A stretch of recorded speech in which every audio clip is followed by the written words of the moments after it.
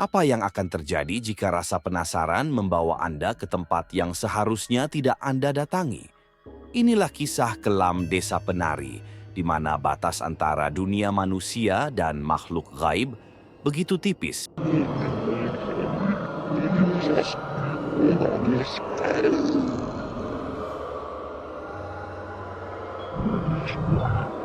Malam itu terasa lebih gelap dari biasanya.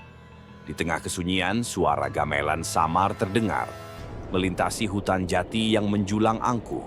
Siapapun yang mendengar akan tahu itu bukan suara biasa, itu panggilan.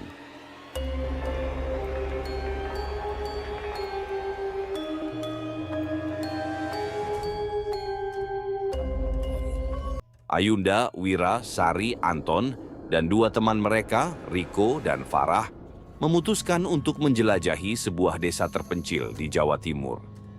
Desa itu, menurut cerita teman kuliah mereka, menyimpan pemandangan yang menakjubkan, tetapi ada harga yang harus dibayar untuk menikmatinya. Mitos-mitos tentang desa itu sudah lama beredar. Larangan berbicara sembarangan, aturan menghormati adat, dan yang paling penting, jangan pernah menari di tepi hutan larangan.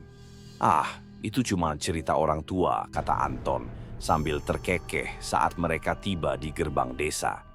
Namun, Ayunda merasa ada sesuatu yang salah. Udara di desa itu lebih dingin dari biasanya, dan penduduk desa yang mereka temui hanya memberikan tatapan curiga, seolah tahu apa yang akan terjadi. Malam pertama mereka di desa itu cukup tenang, meskipun Ayunda terbangun karena mendengar suara langkah kaki di luar rumah penginapan mereka. Ketika dia mengintip dari balik jendela, dia hanya melihat bayangan pepohonan yang bergerak perlahan tertiup angin.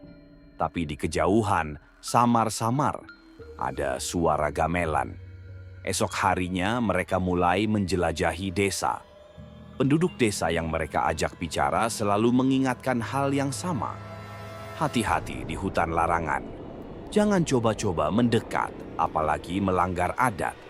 Namun, seperti layaknya anak muda, rasa penasaran mengalahkan ketakutan mereka.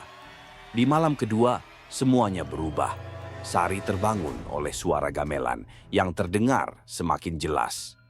"Dengar itu," bisiknya kepada Wira yang tidur di sampingnya. Tanpa membangunkan yang lain, mereka berdua keluar, mengikuti suara itu. Suara gamelan membawa mereka ke tepi hutan larangan. Di sana, di bawah sinar rembulan, berdiri seorang wanita berkebaya merah. Tubuhnya bergerak anggun, seolah menari mengikuti irama musik yang tak terlihat sumbernya. "Wira, lihat! Dia cantik sekali," bisik Sari dengan mata terbelalak. Tapi Wira merasa ada yang salah. Gerakan wanita itu terlalu mulus, terlalu sempurna, dan yang paling mengerikan, wanita itu tidak memiliki bayangan. Ketika Wira mencoba menarik Sari pergi, tubuh mereka terasa berat, seperti ada yang menahan. Musik itu semakin keras, dan mereka merasa seperti sedang ditarik masuk ke dalam kegelapan. Pagi tiba, tetapi Wira tidak kembali. Sari ditemukan di tepi hutan dengan tatapan kosong. Bibirnya terus-menerus bergerak, menggumamkan sesuatu yang tidak bisa dipahami. Penduduk desa segera mengevakuasi kelompok itu, memaksa mereka pergi sebelum sesuatu yang lebih buruk terjadi. Namun, Anton, keras kepala dan penuh rasa ingin tahu, menolak pergi. "Aku tidak bisa meninggalkan Wira di sini. Aku harus tahu apa yang terjadi," katanya. Tidak ada yang bisa menghentikannya. Malam itu Anton membawa kamera dan kembali ke hutan larangan.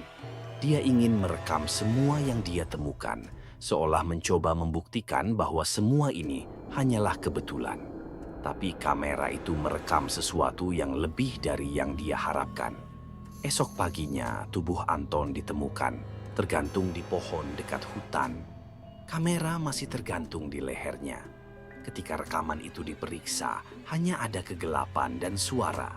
Suara tawa, tangis, dan langkah kaki yang tak pernah mendekat atau menjauh. Farah yang paling tertekan di antara mereka. histeris dan pingsan setelah melihat rekaman itu. Sisa kelompok itu segera pergi dari desa dengan trauma yang mendalam. Beberapa minggu kemudian, ketika Ayunda mencoba melupakan semuanya, sebuah surat misterius tiba di rumahnya.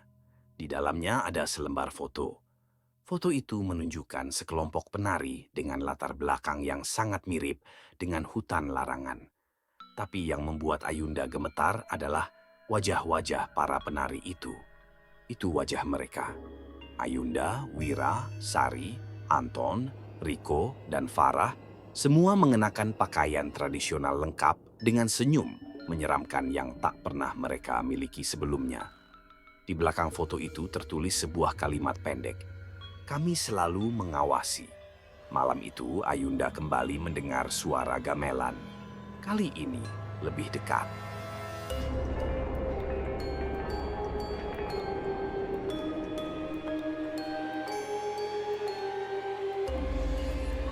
Apa pendapatmu tentang kisah ini? Apakah menurutmu semua ini nyata atau hanya cerita yang dilebih-lebihkan? Tulis di kolom komentar dan jangan lupa subscribe untuk kisah seram lainnya.